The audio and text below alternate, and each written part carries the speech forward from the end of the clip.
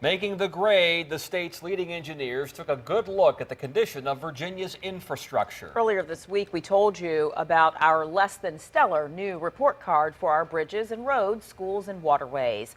All new at 5, 10 on your side's Anita Blanton has a breakdown of the new details and reaction to the stinging review. Anita?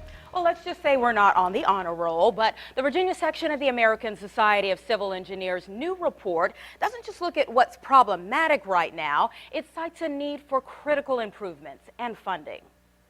When engineers boil down complex studies to schoolyard grades for the state, this is the result, and they ask, is this the kind of report card you'd want your child to bring home? Probably not. Recycling that exceeds national trends helped the Commonwealth to earn a B for solid waste, an improvement over the ASCE's first report in 2009. But beyond that point, there's a lot to be desired when it comes to infrastructure, like better roads we drive on every day. VDOT spokesperson Lori Simmons reacted to the lowest score on the report, a D, which engineers say is in large part due to congestion. We have lots of new projects that are getting started. We have the I-64 widening on the peninsula, where we're going to be adding extra lanes of interstate that will hopefully reduce that bottleneck that you see around the Williamsburg area. She says thanks to better funding from the transportation bill, the I-264-64 interchange near Witch Duck is in for major improvements in the next couple of years. And those of us in Hampton Roads can look forward to future expansion of the Patriots Crossing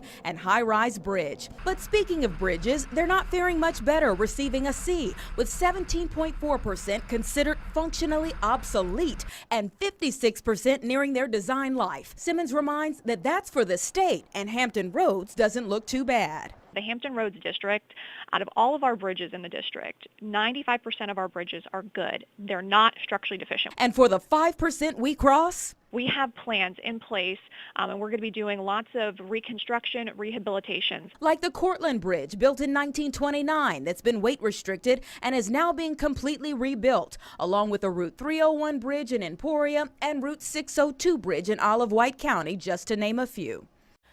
The engineers say they do this report card because many of the problems they find are out of sight, out of mind until there is a problem. And this puts a spotlight on them now and shows you and lawmakers where investments need to be made. I'm putting the report card and some helpful links for information on wavy.com. Anita Blanton, 10 on your side.